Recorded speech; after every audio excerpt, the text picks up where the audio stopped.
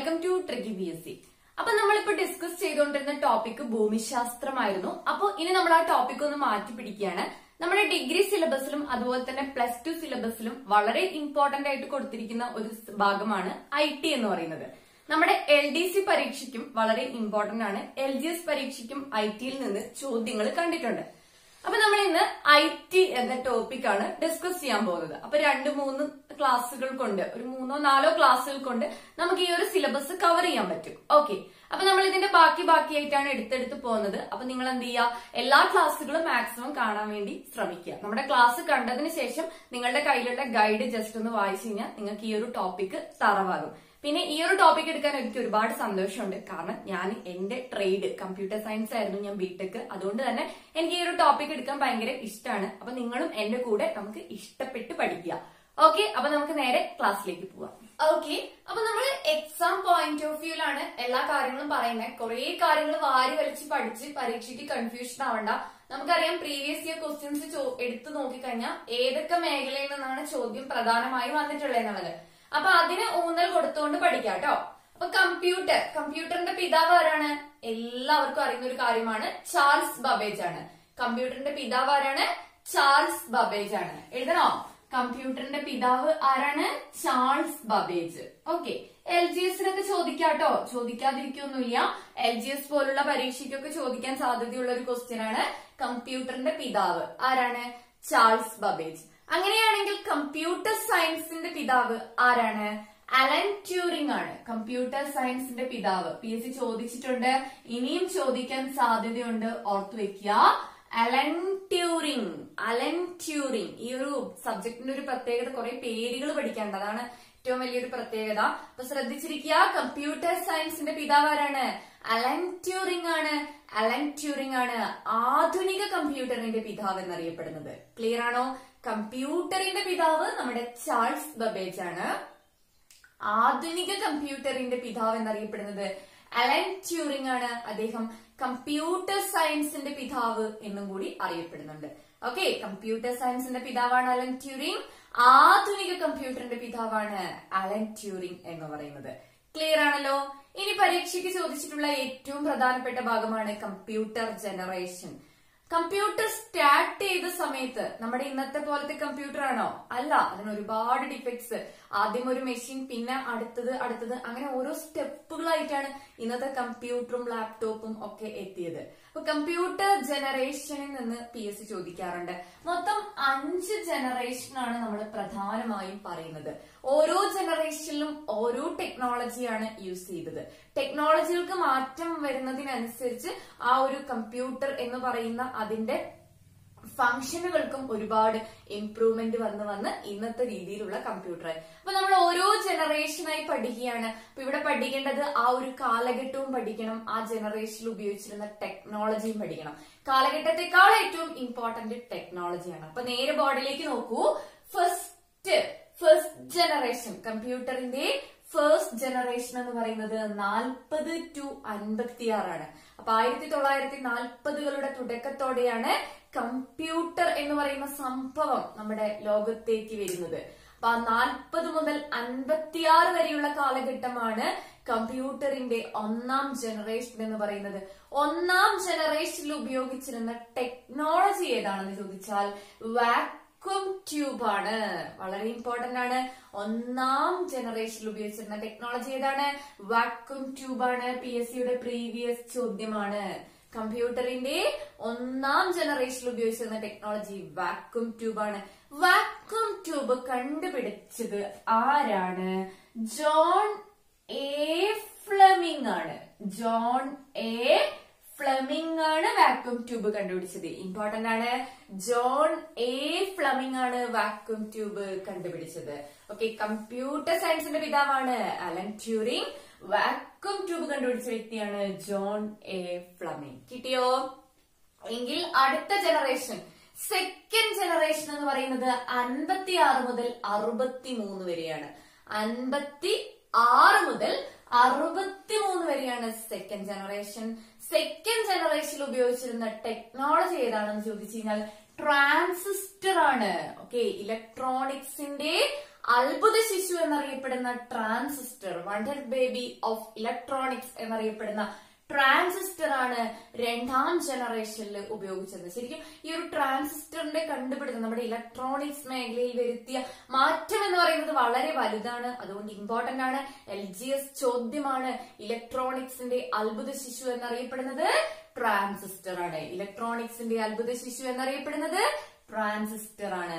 Transistor കണ്ടുപിടിച്ചത് 3 പേര് ചേർന്നാണ്. ചിലപ്പോ 4 ഓപ്ഷൻ തന്നിട്ട് ഇതിൽ ആരാണ് ട്രാൻസിസ്റ്ററുമായി ബന്ധമില്ലാത്തതെന്ന് PSC ചോദിക്കാം. അതുകൊണ്ട് ആ 3 പേരുടെ പേര് ഓർത്തു വെക്കുക. Bardeen, Shockley, ബ്രാറ്റെയിൻസ്. ഓക്കെ, അപ്പൊ ഇത് കുറച്ച് ലെങ്തി ആയിട്ടുള്ള പേരുകളാണ്. ഞാനത് ഷോർട്ടാക്കി എഴുതിയതാണ്. Bardeen, Shockley, ബ്രാറ്റെയ്സ്. ഇത്രയും 3 പേര് കൂടിയിട്ടാണ് നമ്മുടെ ട്രാൻസിസ്റ്റർ കണ്ടുപിടിച്ചത്. ഈ 3 പേര് കൂടിയിട്ടാണ് നമ്മുടെ ട്രാൻസിസ്റ്റർ കണ്ടുപിടിച്ചത്. എന്താണ്? ഇലക്ട്രോണിക്സിന്റെ അത്ഭുത ശിശു എന്നറിയപ്പെടുന്നത് ട്രാൻസിസ്റ്റർ ആണ്. രണ്ടാം ജനറേഷൻ കമ്പ്യൂട്ടറിലെ ടെക്നോളജി ഏതാണെന്ന് ചോദിച്ചു കഴിഞ്ഞാൽ അത് ട്രാൻസിസ്റ്റർ ആണ്. ക്ലിയർ ആണല്ലോ? ഇനി നമ്മൾ 3ാം ജനറേഷനിലേക്ക് പോവുകയാണ്. 64 മുതൽ 71 വരെയാണ് 3ാം ജനറേഷൻ. 64 മുതൽ 71 വരെ 3ാം ജനറേഷനിൽ ഉപയോഗിച്ചിരിക്കുന്ന ടെക്നോളജി എന്ന് പറയുന്നത് IC ചിപ്പാണ്. IC ചിപ്പ് 3ാം ജനറേഷനിൽ ഉപയോഗിച്ചിരിക്കുന്ന ടെക്നോളജി ഏതാണ്? IC ചിപ്പാണ്. അപ്പൊ 1 vacuum tube, 2 transistor, 3 IC ചിപ്പാണ്. IC chip ആരാണ് കണ്ടുപിടിച്ചത്?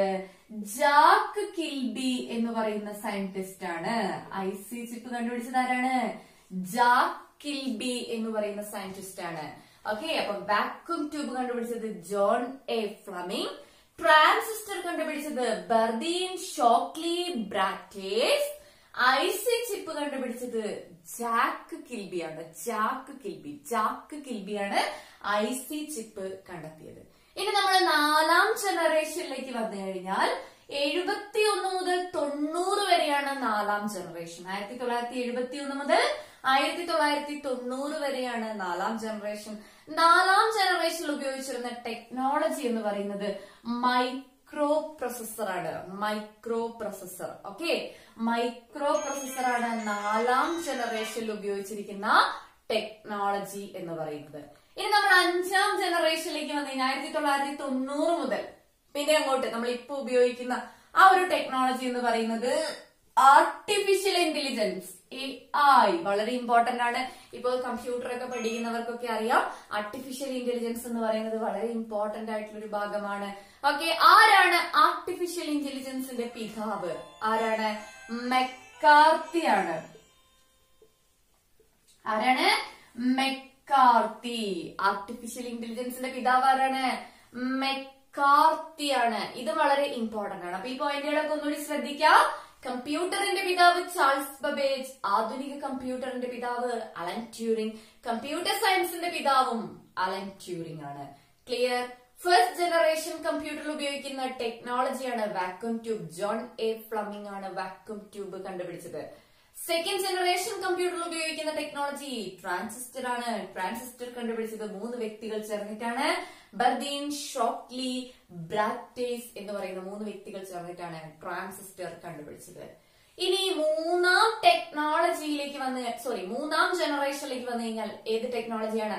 IC ചിപ്പാണ്. ജാക്ക് കിൽബിയാണ് IC ചിപ്പ് കണ്ടുപിടിച്ചിട്ടുള്ളത്. 4ാം ജനറേഷനിൽ ഉപയോഗിച്ചിരിക്കുന്ന ടെക്നോളജി മൈക്രോ പ്രൊസസർ. 5ാം ജനറേഷനിൽ ഉപയോഗിച്ചിരിക്കുന്ന ടെക്നോളജി ആർട്ടിഫിഷ്യൽ ഇന്റലിജൻസ്. ആർട്ടിഫിഷ്യൽ ഇന്റലിജൻസിന്റെ പിതാവ് എന്ന് പറയുന്നത് മെക്കാർത്തിയാണ്. മെക്കാർത്തിയാണ് ആർട്ടിഫിഷ്യൽ ഇന്റലിജൻസിന്റെ പിതാവ് എന്ന് അറിയപ്പെടുന്നത്. ഇത്രയും വളരെ വളരെ ഇമ്പോർട്ടന്റ് ആയിട്ടുള്ള പോയിന്റ്സ് ആണ്. കമ്പ്യൂട്ടർ ജനറേഷൻ ഇത് പഠിക്കാതെ നിങ്ങൾ ഒരിക്കലും പരീക്ഷയ്ക്ക് പോകാൻ പാടില്ല. ഓക്കെ, അടുത്ത ഭാഗത്തേക്ക് പോകാം. ഈ ഒരു മേഖലയിൽ നിന്ന് പിന്നെ ഏറ്റവും കൂടുതൽ ചോദ്യം വരുന്ന ഒരു മേഖലയാണ് ഫങ്ഷണൽ യൂണിറ്റ്സ് ഓഫ് കമ്പ്യൂട്ടർ. എപ്പോഴും ഈ ഒരു മേഖലയിൽ നിന്ന് ക്വസ്റ്റ്യൻ വന്നു കഴിഞ്ഞാൽ നമുക്ക് എല്ലാവർക്കും ആൻസർ കിട്ടുന്നതാണ്. അപ്പൊ ഈ ഒരു മേഖല അറിയാതെ നമുക്ക് ആൻസർ പോകരുത് കേട്ടോ. കാരണം എന്താണെന്ന് വെച്ചാല് എല്ലാരും ആൻസർ ചെയ്യുന്ന ഒരു മേഖലയാണ്. ചിലപ്പോൾ തെറ്റിപ്പോവാൻ സാധ്യതയുണ്ട്. അപ്പൊ നമ്മൾ ഇനി അതാണ് പറയാൻ പോകുന്നത്. അപ്പൊ ജസ്റ്റ് നമുക്ക് കമ്പ്യൂട്ടറിന്റെ ഫങ്ഷണൽ യൂണിറ്റ്സിനെ ഇങ്ങനെ ഒരു കുഞ്ഞു ഡയഗ്രാം വെച്ചിട്ട് നോക്കാം. അതായത് input device, CPU, output device. Input device input ആർക്ക് കൊടുക്കും? CPU കൊടുക്കും. പ്രോസസിംഗിന് ശേഷം CPU എന്ത് ചെയ്യും, അതിന്റെ റിസൾട്ട് എവിടേക്ക് കൊടുക്കും, ഔട്ട്പുട്ടിലേക്ക് കൊടുക്കും. അപ്പൊ ഈ ഒരു CPU എന്ന് പറഞ്ഞാൽ അതിനകത്ത് പ്രധാനമായും 3 യൂണിറ്റുകളാണുള്ളത്. ALU, CU, MU. എന്താണ് ALU എന്ന് പറഞ്ഞാൽ arithmetic and logical unit, CU എന്ന് പറഞ്ഞാൽ കൺട്രോൾ യൂണിറ്റ്, MU എന്ന് പറഞ്ഞാല് മെമ്മറി യൂണിറ്റ്. ഇത് 3 കൂടി അടങ്ങുന്നതാണ് നമ്മുടെ CPU എന്ന് പറയുന്നത്. അപ്പൊ നമ്മളിനി ഓരോന്നോരോന്നായി പഠിക്കുകയാണ്. ആദ്യം നമ്മൾ ഇൻപുട്ട് യൂണിറ്റ് പഠിക്കും, അതിനുശേഷം നമ്മൾ ഔട്ട്പുട്ട് യൂണിറ്റ് പഠിക്കും, അതിനുശേഷം നമുക്ക് control unit, ALU, memory unit ഓരോന്നോരോന്നായിട്ട് പഠിക്കാം. ഓക്കെ ആണല്ലോ. അപ്പൊ ഇൻപുട്ട് യൂണിറ്റ് ആണ് നമ്മൾ ആദ്യം നോക്കുന്നത്. ഇൻപുട്ട് എന്ന് പറഞ്ഞാൽ എന്താണ്, ഒരു ഇൻപുട്ട് കൊടുക്കുക അല്ലെ, കമ്പ്യൂട്ടറിന് ആവശ്യമായ വിവരങ്ങൾ ഇൻപുട്ട് ചെയ്ത് കൊടുക്കുക. അതാണ് ഇൻപുട്ട് യൂണിറ്റ്സിന്റെ ഡ്യൂട്ടി എന്ന് പറയുന്നത്. നമ്മുടെ കമ്പ്യൂട്ടറിൽ ഒരുപാട് ഇൻപുട്ട് ഡിവൈസസ് ഉണ്ട് അല്ലെ, നമുക്കറിയാം. അപ്പൊ ഓരോ ഇൻപുട്ട് ഡിവൈസ് ആയിട്ട് നമ്മൾ നോക്കുകയാണ്. ഫസ്റ്റ് ഇൻപുട്ട് ഡിവൈസ് എന്ന് പറയുന്നത് ഏതാണ്, കീബോർഡ് ആണ്. കമ്പ്യൂട്ടറിലെ ഒരു ഇൻപുട്ട് ഡിവൈസ് ആണ് ഏതെന്ന് പറയുന്നത്, കീബോർഡ് എന്ന് പറയുന്നത് അല്ലെ. നമ്മൾ ടൈപ്പ് ചെയ്ത് കൊടുക്കുകയല്ല ചെയ്യുന്നത്, നമ്മളൊരു ഇൻപുട്ട് കൊടുക്കുകയല്ല ചെയ്യുന്നത്. അപ്പൊ കീബോർഡ് എന്ന് പറയുന്നത് എന്താണ്, ഇൻപുട്ട് ഡിവൈസ് ആണ്. ഇനി ആരാണ് കീബോർഡ് കണ്ടുപിടിച്ചത്, ആരാണ്, ഓക്കെ, ഒരു ഷോൾ ഒക്കെ ഇട്ടിട്ടുള്ള ഒരു വ്യക്തിയാണ് കീബോർഡ് കണ്ടുപിടിച്ചതെന്ന് ഓർക്കുക. ക്രിസ്റ്റഫർ ഷോൾസ് എന്ന് പറയുന്ന വ്യക്തിയാണ് കീബോർഡ് കണ്ടുപിടിച്ചത്. ക്രിസ്റ്റഫർ ഷോൾസ് എന്ന് പറയുന്ന വ്യക്തിയാണ് എന്ത് കണ്ടുപിടിച്ചത്, കീബോർഡ് കണ്ടുപിടിച്ചത്. ക്രിസ്റ്റഫർ ഷോൾസ് എന്ന് പറയുന്ന വ്യക്തിയാണ് കീബോർഡ് കണ്ടുപിടിച്ചത്. കീബോർഡ് എന്ന് പറയുന്നത് കമ്പ്യൂട്ടറിന്റെ പ്രാഥമിക ഇൻപുട്ട് ഉപകരണമാണ്. വളരെ ഇമ്പോർട്ടന്റ് ആണ്. ഇംഗ്ലീഷിൽ പറയുന്നത് നമുക്ക് പറയാം primary input unit of computer, അല്ലെങ്കിൽ കമ്പ്യൂട്ടറിന്റെ പ്രാഥമിക ഇൻപുട്ട് യൂണിറ്റ് ആണ് ഇതെന്ന് പറയുന്നത്, കീബോർഡ് എന്ന് പറയുന്നത്. അപ്പൊ നമ്മുടെ ഓപ്ഷനിൽ മൗസ് ഒക്കെ വരുമ്പോൾ നിങ്ങൾക്ക് കൺഫ്യൂഷൻ വരരുത്. കീബോർഡ് ആണ് കമ്പ്യൂട്ടറിന്റെ പ്രൈമറി ഇൻപുട്ട് യൂണിറ്റ് എന്ന് പറയുന്നത്. ഓക്കെ ആണല്ലോ. ഇനി ഒരു ചോദ്യം, കീബോർഡിൽ എത്ര കീകളാണുള്ളത്, 104 കീകളാണ് കീബോർഡിൽ ഉള്ളത്. 104 കീബോർഡില് 104 കീകളാണുള്ളത്. PS ചോദിച്ചിട്ടുള്ളത് കീബോർഡിലെ ഫങ്ഷണൽ കീകളുടെ എണ്ണം. നിങ്ങൾ കീബോർഡിൽ കണ്ടിട്ടുണ്ടാവും, ഏറ്റവും മേലെ F1, F2, F3 അങ്ങനെയൊക്കെ പറഞ്ഞിട്ടല്ലേ. അങ്ങനെ എത്ര ഫങ്ഷണൽ കീകളാണ് കീബോർഡിലുള്ളത്, 12 ഫങ്ഷണൽ കീകളാണ് കീബോർഡിലുള്ളത്. വളരെ ഇമ്പോർട്ടന്റ് ആണ്, 12 ഫങ്ഷണൽ കീകളാണ് കീബോർഡിലുള്ളത്. മൊത്തം 104 കീകളുണ്ട്, 12 ഫങ്ഷണൽ കീകളാണ് ഉള്ളത്. ഇനി കീബോർഡിൽ ഏറ്റവും നീളം കൂടിയ കീ ഏതാണ്, നിങ്ങൾക്ക് കിട്ടിയിട്ടുണ്ടാകും, അത് സ്പേസ് ബാർ ആണ്. ഓക്കെ, കീബോർഡിൽ ഏറ്റവും നീളം കൂടിയ കീ ഏതാണ്, സ്പേസ് ബാർ ആണ്. ക്ലിയർ ആണല്ലോ. അപ്പൊ നോക്കിക്കോളൂ, കീബോർഡ് ആണ് പ്രാഥമിക ഇൻപുട്ട് യൂണിറ്റ് ഓഫ് കമ്പ്യൂട്ടർ എന്ന് പറയുന്നത്. ആരാണ് കീബോർഡ് കണ്ടുപിടിച്ചത്, ക്രിസ്റ്റഫർ ഷോൾസ് ആണ്. ക്രിസ്റ്റഫർ ഷോൾസ് ആണ് കീബോർഡ് കണ്ടുപിടിച്ചത്. കീബോർഡിൽ എത്ര കീകളുണ്ട്, 104 കീകളാണ്, 12 ഫങ്ഷണൽ കീസ്. എത്ര ഫങ്ഷണൽ കീസ് ആണ്, 12 ഫങ്ഷണൽ കീസ് ആണുള്ളത്. കീബോർഡിലെ ഏറ്റവും നീളം കൂടിയ കീ എന്ന് പറയുന്നത് ഏതാണ്, സ്പേസ് ബാർ ആണ്. കീബോർഡിലെ ഏറ്റവും നീളം കൂടിയ കീ എന്ന് പറയുന്നത് ഏതാണ്, സ്പേസ് ബാർ ആണ്. ഓക്കെ ആണല്ലോ. എങ്കിൽ നമുക്ക് അടുത്ത ഇൻപുട്ട് ഡിവൈസിലേക്ക് പോകാം. അടുത്ത പ്രധാനപ്പെട്ട ഇൻപുട്ട് ഡിവൈസ് ആണ്, നിങ്ങൾ പറഞ്ഞു കഴിഞ്ഞു, മൗസ് എന്ന് പറയുന്നത്. ഓക്കെ, പ്രധാനപ്പെട്ട ഒരു ഇൻപുട്ട് ഡിവൈസ് ആണ് മൗസ് എന്ന് പറയുന്നത്. പോയിന്റിംഗ് ഡിവൈസ് ആണ് അല്ലെ. നമ്മുടെ മൗസ് ഇങ്ങനെ നീക്കുന്നതിനനുസരിച്ച് നമ്മുടെ കമ്പ്യൂട്ടർ സ്ക്രീനിൽ കേഴ്സർ എന്ന് പറയുന്ന ഒരു സാധനം ഇങ്ങനെ മൂവ് ചെയ്യില്ല, ഒരു പോയിന്റ് പോലത്തെ ഒരു സാധനം. അപ്പൊ പോയിന്റിംഗ് ഡിവൈസിന് ഉദാഹരണമാണ് ഏത് എന്ന് പറയുന്നത്, മൗസ് എന്ന് പറയുന്നത്. ഇമ്പോർട്ടന്റ് ആണ്, പോയിന്റിംഗ് ഡിവൈസിന് ഉദാഹരണമാണ് മൗസ് എന്ന് പറയുന്നത്. ആരാണ് മൗസ് കണ്ടുപിടിച്ചത്, PS ചോദിച്ചു. ആരാണ്, ഡഗ്ലസ് ഏങ്കൽ ബർട്ട്. എങ്ങനെ എഴുതുക, Douglas Engelbart. Okay, Douglas Engelbart എന്ന് പറയുന്ന വ്യക്തിയാണ് മൗസ് കണ്ടുപിടിച്ചത്. ഡഗ്ലസ് ഏങ്കൽ ബർട്ട് എന്ന് പറയുന്ന വ്യക്തിയാണ് മൗസ് കണ്ടുപിടിച്ചത്. അടുത്ത പ്രധാനപ്പെട്ട ചോദ്യം, മൗസിന്റെ യൂണിറ്റ് എന്താണ്, എന്താണ്, മിക്കി. മിക്കി മൗസിനെ ഓർത്താ മതി. മൗസിന്റെ യൂണിറ്റ് എന്ന് പറയുന്നത് മിക്കിയാണ്. അപ്പൊ മൗസ് എന്ന് പറയുന്നത് ഒരു പോയിന്റിംഗ് ഡിവൈസ് ആണ്. മൗസ് കണ്ടുപിടിച്ചത് ഡഗ്ലസ് ഏങ്കൽ ബർട്ട് ആണ്. മിക്കി എന്നതാണ് മൗസിന്റെ യൂണിറ്റ് എന്ന് പറയുന്നത്. മൗസ് ആദ്യമായി വികസിപ്പിച്ചെടുത്ത കമ്പനി ഏതാണ്, ഏതാണ്, സിറോക്സ് സ്പാർക്ക് എന്ന് പറയുന്ന കമ്പനിയാണ്. മൗസ് ആദ്യമായി വികസിപ്പിച്ചെടുത്ത കമ്പനി ഏതാണ്, സിറോക്സ് സ്പാർക്ക് എന്ന് പറയുന്ന കമ്പനിയാണ്. അതും PS ചോദിക്കാം. ശ്രദ്ധിക്കൂ, അതൊരു പോയിന്റിംഗ് ഡിവൈസ് ആണ്. ഡഗ്ലസ് എൻകൽബർട്ട് ആണ് മൗസ് കണ്ടെത്തിയത്. മിക്കി എന്നതാണ് മൗസിന്റെ യൂണിറ്റ്. സിറോക്സ് സ്പാർക്ക് എന്ന് പറയുന്ന കമ്പനിയാണ് മൗസ് ആദ്യമായി വികസിപ്പിച്ചെടുത്തത്. ക്ലിയർ ആണല്ലോ. അടുത്ത ഇൻപുട്ട് യൂണിറ്റ് ആണ് നിങ്ങൾക്കറിയാം സ്കാനർ എന്ന് പറയുന്നത്. സ്കാനർ, നമുക്ക് കൺഫ്യൂഷൻ വരരുത് കേട്ടോ. സ്കാനർ എന്ന് പറഞ്ഞാൽ നമ്മൾ ഒരു സാധനം സ്കാൻ ചെയ്യാൻ വേണ്ടി ഉപയോഗിക്കുന്ന സാധനമാണ് സ്കാനർ. അപ്പൊ അതൊരു ഇൻപുട്ട് ആണ്. നമുക്ക് നമ്മുടെ ഒരു സർട്ടിഫിക്കറ്റ് നമുക്ക് കമ്പ്യൂട്ടറിലേക്ക് കയറ്റണം എന്നുണ്ടെങ്കിൽ നമ്മൾ ആ സർട്ടിഫിക്കറ്റ് എവിടെ കൊണ്ടുവെക്കുകയാണ് ചെയ്യുന്നത്? സ്കാനറിൽ കൊണ്ടുവെക്കുകയാണ് ചെയ്യുന്നത്. അപ്പൊ സ്കാനർ എന്ന് പറയുന്നത് ഒരു ഇൻപുട്ട് യൂണിറ്റ് ആണ്. അപ്പൊ ഒന്നുകൂടി ഒന്ന് ശ്രദ്ധിച്ചോളൂ. കീബോർഡ്, മൗസ്, സ്കാനർ, ഇത് മൂന്നുമാണ് പ്രധാനപ്പെട്ട ഇൻപുട്ട് ഡിവൈസസ്. കീബോർഡ് ആണ് പ്രാഥമിക ഇൻപുട്ട് യൂണിറ്റ്. കമ്പ്യൂട്ടറിന്റെ പ്രാഥമിക ഇൻപുട്ട് യൂണിറ്റ് എന്നറിയപ്പെടുന്ന കീബോർഡ് ആണ്. ക്രിസ്റ്റഫർ ഷോൾസ് ആണ് കീബോർഡ് കണ്ടെത്തിയത്. മൊത്തം 104 കീകളുണ്ട്. അതിൽ 12 എണ്ണമാണ് ഫങ്ഷണൽ കീസ് എന്ന് പറയുന്നത്. കീബോർഡിൽ ഏറ്റവും നീളം കൂടിയ കീ എന്ന് പറയുന്നത് സ്പേസ് ബാർ ആണ്. അടുത്ത മൗസ് എന്ന് പറയുന്നത് ഒരു പോയിന്റിംഗ് ഡിവൈസ് ആണ്. ഡഗ്ലസ് എൻകൽബർട്ട് ആണ് മൗസ് കണ്ടുപിടിച്ചത്. മൗസിന്റെ യൂണിറ്റ് മിക്കി ആണ്. സിറോക്സ് സ്പാർക്ക് എന്ന് പറയുന്ന കമ്പനിയിലാണ് മൗസ് ആദ്യമായി വികസിപ്പിച്ചത്.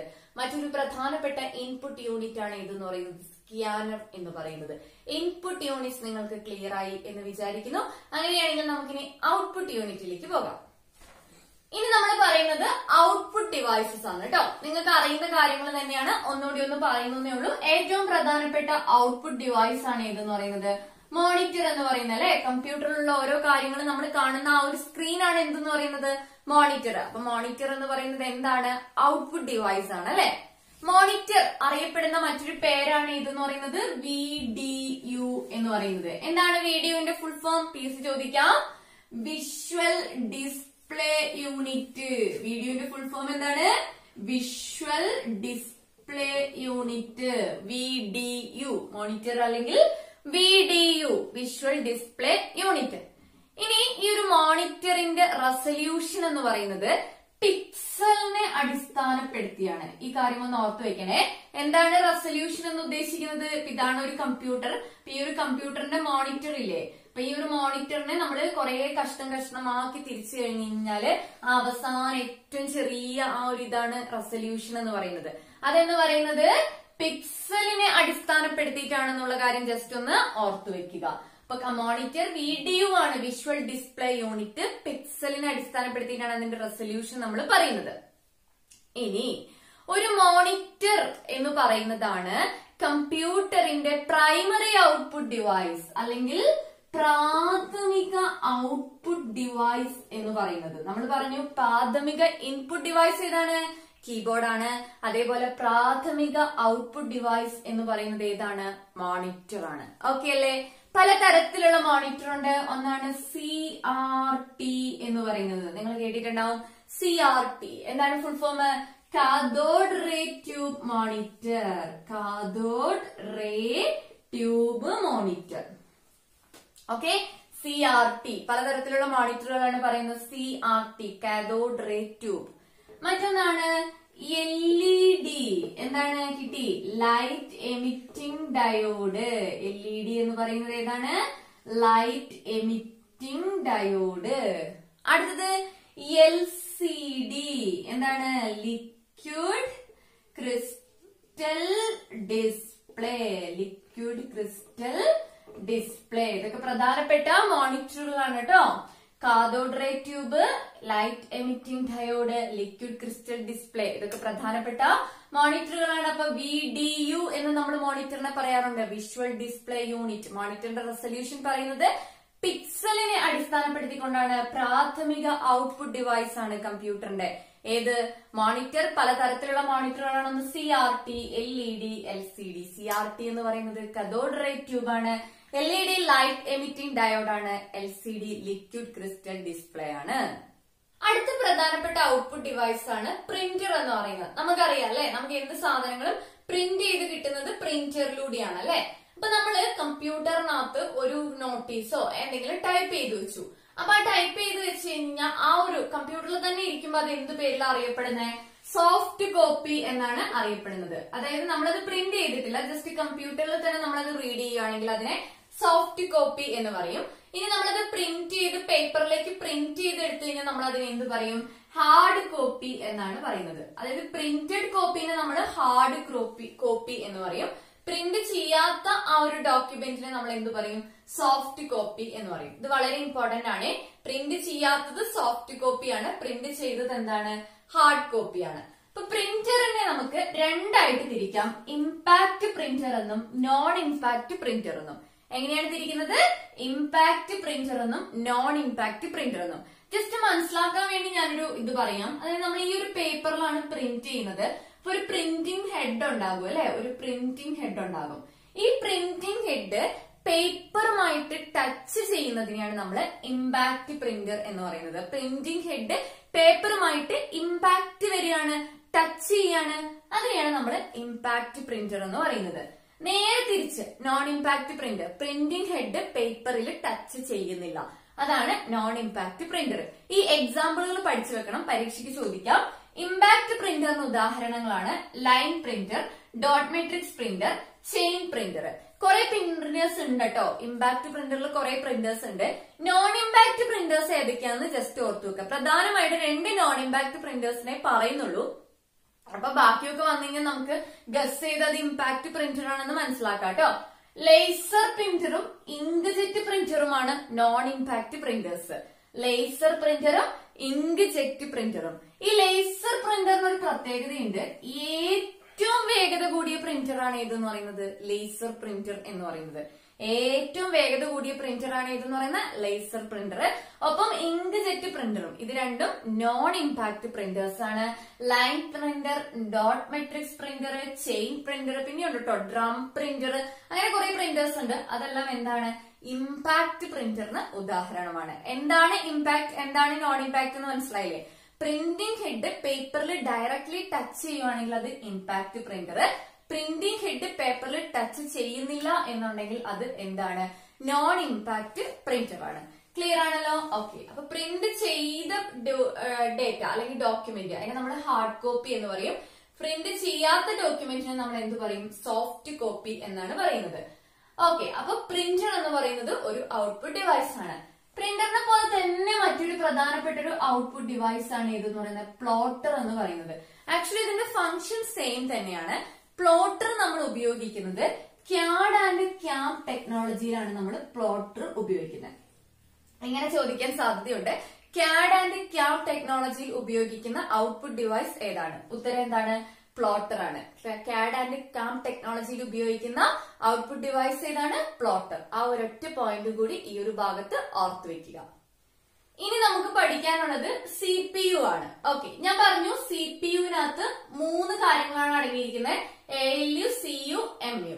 CPU എങ്ങനെയാണ് അറിയപ്പെടുന്നത്? നിങ്ങൾക്കറിയാം, കമ്പ്യൂട്ടറിന്റെ തലച്ചോറ് എന്നറിയപ്പെടുന്നത്. Okay. Brain of the computer എന്നറിയപ്പെടുന്നതാണ് CPU. കമ്പ്യൂട്ടറിന്റെ തലച്ചോറ് എന്നറിയപ്പെടുന്നത് CPU ആണ്. അങ്ങനെയാണെങ്കിൽ കമ്പ്യൂട്ടറിന്റെ നെർവ് സിസ്റ്റം എന്നറിയപ്പെടുന്നത് എന്താണ്? യെസ്, കമ്പ്യൂട്ടറിന്റെ നാഡീവ്യവസ്ഥ എന്നറിയപ്പെടുന്നത് അത് CU ആണ്. അതായത് കൺട്രോൾ യൂണിറ്റ് ആണ്. ഓക്കെ, ഒരു പോയിന്റ് ആണത്. കമ്പ്യൂട്ടറിന്റെ നെർവ് സിസ്റ്റം എന്നറിയപ്പെടുന്നത് കൺട്രോൾ യൂണിറ്റ് ആണ്. പിന്നെ ഉള്ളത് ഏതാണ്? ALU. ALUന്റെ ഫുൾ ഫോം എന്താണ്? അറിയാത്തവരുണ്ടാകും. Arithmetic and logic unit. Arithmetic and logic unit ആണ് ഏതെന്ന് പറയുന്നത്? ALU എന്ന് പറയുന്നത്. എന്താണ് ALU ചെയ്യുന്നത്? Arithmetic operations and logical operations ചെയ്യുന്ന കമ്പ്യൂട്ടറിലെ ഭാഗമാണ് ALU. Arithmetic and logical unit എന്ന് പറഞ്ഞാല് അരിത്തമെറ്റിക് ആൻഡ് ലോജിക്കൽ ഓപ്പറേഷൻസ് ചെയ്യുന്ന കമ്പ്യൂട്ടറിലെ ഭാഗമാണ് ALU. അതായത് ഗുണനം, കൂട്ടല്, ആൻഡോർ, അങ്ങനത്തെ ലോജിക്കൽ ഓപ്പറേഷൻസ് ഒക്കെ ഉണ്ടല്ലോ. അതൊക്കെ ചെയ്യുന്നത് ആരാണ്? Arithmetic and logical unit. കമ്പ്യൂട്ടറിലെ എല്ലാ കാര്യങ്ങളെയും കൺട്രോൾ ചെയ്യുന്നത് ആരാണ്? Control unit. അതുകൊണ്ടാണ് കമ്പ്യൂട്ടറിന്റെ നെർവ് സിസ്റ്റം എന്ന് കൺട്രോൾ യൂണിറ്റ് അറിയപ്പെടുന്നത്.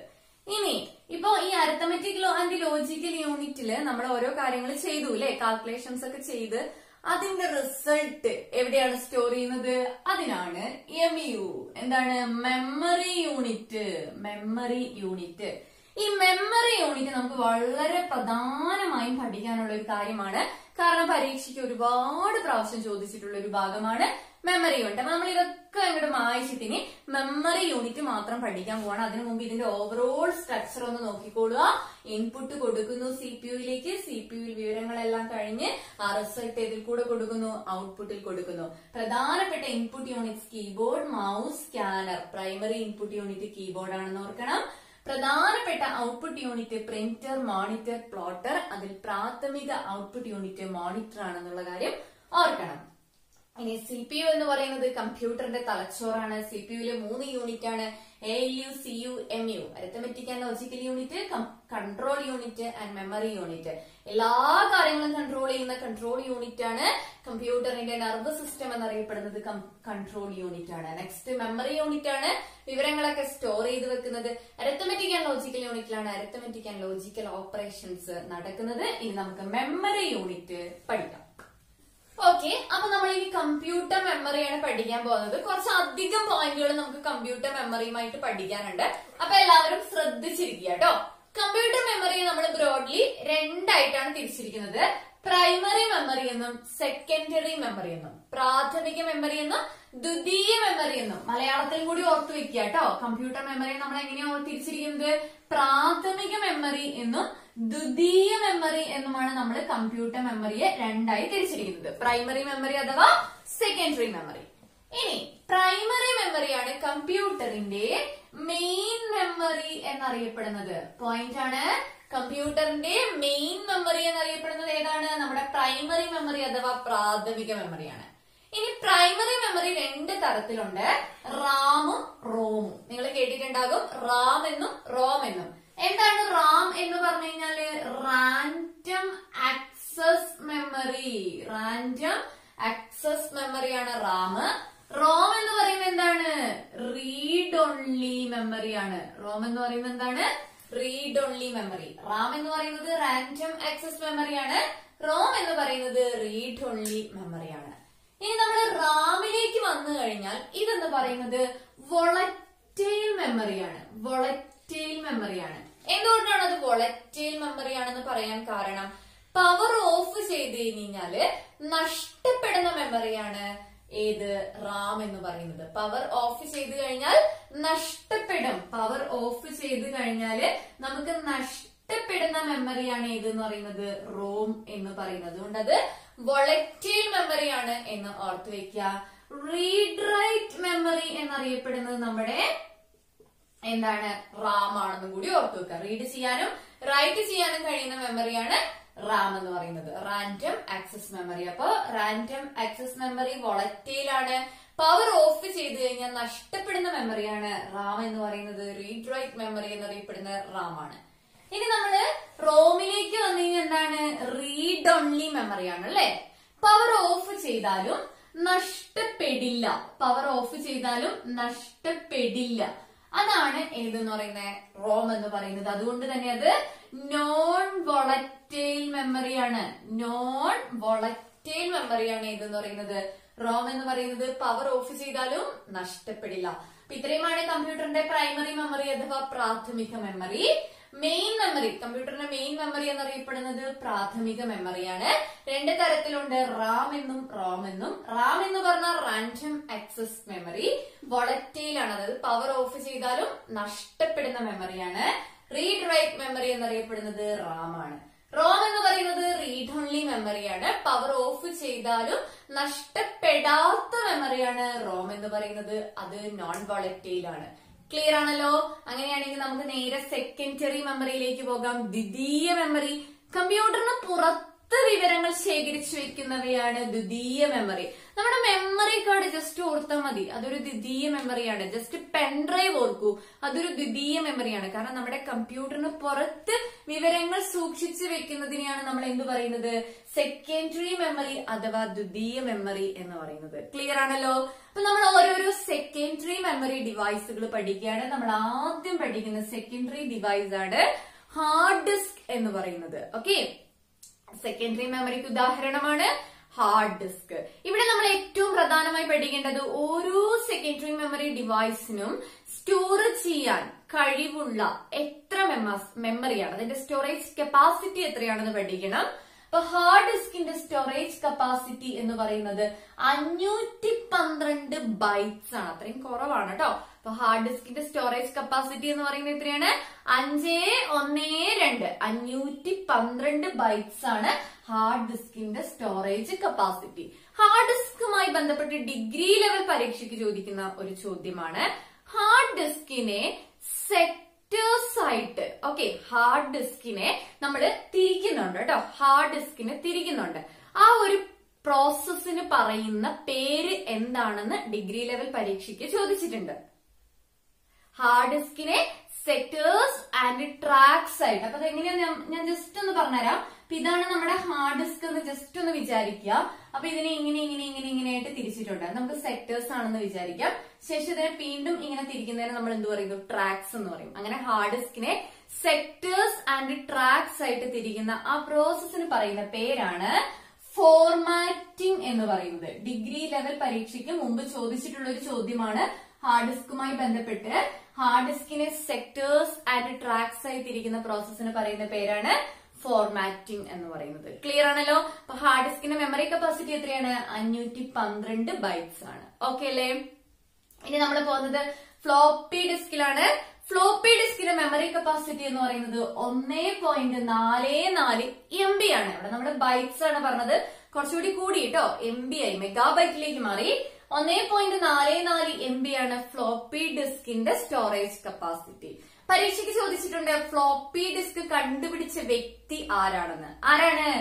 അലൻ ഷുഗർട്ട് ആണ്. അലൻ ഷുഗർട്ട് ആണ് ഫ്ലോപ്പി ഡിസ്ക് കണ്ടുപിടിച്ചത്. പ്രധാനമാണ്, ചോദിക്കാം. LDക്ക് ചോദിക്കാം, LGSന് ചോദിക്കാം, അതേപോലെ തന്നെ ഡിഗ്രിക്ക് ചോദിക്കാം, ഏത് പരീക്ഷയ്ക്ക് വേണമെങ്കിലും ചോദിക്കാം. ഫ്ലോപ്പി ഡിസ്ക് കണ്ടുപിടിച്ചത് ആരാണ്? അലൻ ഷുഗർട്ട് ആണ്. ഫ്ലോപ്പി ഡിസ്കിന്റെ മെമ്മറി കപ്പാസിറ്റി 1.44 MB ആണ്. ഇനി നമ്മൾ പറയാൻ പോകുന്ന ഈ 3 ഡിസ്കുകളുടെയും പ്രത്യേകത, ഇവ ഒപ്റ്റിക്കൽ ഡിസ്കുകളാണ്. അപ്പൊ 4 ഓപ്ഷൻ തന്നിട്ട് ഇതിൽ ഒപ്റ്റിക്കൽ ഡിസ്ക് അല്ലാത്തത് ഏത്, അല്ലെങ്കിൽ ഒപ്റ്റിക്കൽ ഡിസ്ക് ഏത് എന്നൊക്കെ ചോദിക്കാൻ സാധ്യതയുണ്ട്. അതുകൊണ്ട് ഓർത്തു വെക്കുക, ഇനി നമ്മൾ പഠിക്കാൻ പോകുന്ന ഈ 3 എണ്ണവും ഒപ്റ്റിക്കൽ ഡിസ്കുകൾക്ക് ഉദാഹരണമാണ്. ഒന്ന് കോമ്പാക്ട് ഡിസ്ക്.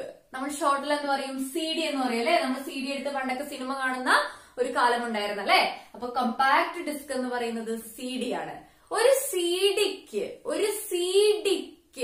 സ്റ്റോർ ചെയ്യാൻ കഴിയുന്ന മാക്സിമം മെമ്മറി കപ്പാസിറ്റി എന്ന് പറയുന്നത് 650 to 750 MB ആണ്. ഇത് 2 ആണ് കേട്ടോ. 650 to 750 MB വരെയാണ് സിഡിയുടെ സ്റ്റോറേജ് കപ്പാസിറ്റി എന്ന് പറയുന്നത്. മനസ്സിലായോ? 650 to 750 വരെയാണ് എന്തെന്ന് പറയുന്നത് സിഡിയുടെ മെമ്മറി കപ്പാസിറ്റി എന്ന് പറയുന്നത്. ആരാണ് CD കണ്ടുപിടിച്ചത്? ഫ്ലോപ്പി ഡിസ്ക് കണ്ടുപിടിച്ചത് അലൻ ഷുഗർട്ട് ആയിരുന്നു. CD കണ്ടുപിടിച്ച വ്യക്തിയാണ് ആരെന്ന് പറയുന്നത്? ജെയിംസ് റസൽ എന്ന് പറയുന്നത്. ഇമ്പോർട്ടന്റ് ആണ്. ജെയിംസ് റസൽ ആണ് CD കണ്ടുപിടിച്ചത്. കോമ്പാക്ട് ഡിസ്ക് കണ്ടുപിടിച്ചത് ആരാണ്? ജെയിംസ് റസൽ ആണ് CD കണ്ടുപിടിച്ചത്. അലൻ ഷുഗർട്ട് ആണ് നമ്മുടെ ഫ്ലോപ്പി ഡിസ്ക് കണ്ടുപിടിച്ചത്. CD കണ്ടുപിടിച്ചത് ആരാണ്? ജെയിംസ് റസൽ ആണ്. ക്ലിയർ ആണല്ലോ? ഓക്കെ. അടുത്ത ഒരു ഒപ്റ്റിക്കൽ ഡിസ്ക് ആണ് DVD.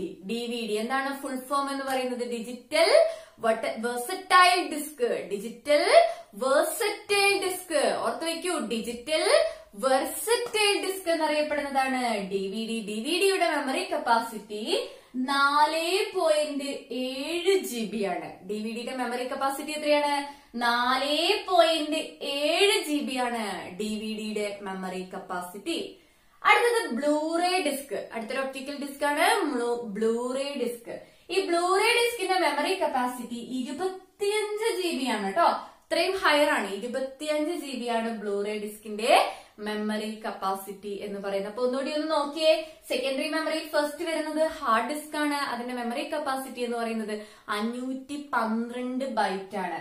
ഹാർഡ് ഡിസ്കിൽ നമ്മൾ പഠിച്ചൊരു പോയിന്റ് ആണ്, ഹാർഡ് ഡിസ്കിനെ സെക്ടേഴ്സ് ആൻഡ് ട്രാക്സ് ആയി തിരിക്കുന്ന ആ ഒരു പ്രോസസ്സിന് പറയുന്ന പേരാണ് ഫോർമാറ്റിംഗ് എന്ന് പറയുന്നത്.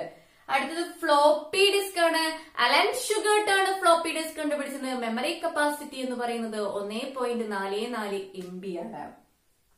അടുത്ത ഒപ്റ്റിക്കൽ ഡിസ്കുകളിലേക്ക് വന്നു കഴിഞ്ഞാൽ കോമ്പാക്ട് ഡിസ്ക് 650 to 750 MB വരെയാണ് അതിന്റെ ഒരു മെമ്മറി കപ്പാസിറ്റി.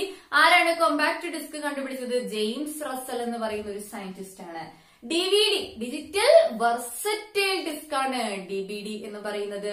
എത്രയാണ് മെമ്മറി കപ്പാസിറ്റി? 4.7 GB ആണ് ഡിവിഡിയുടെ മെമ്മറി കപ്പാസിറ്റി.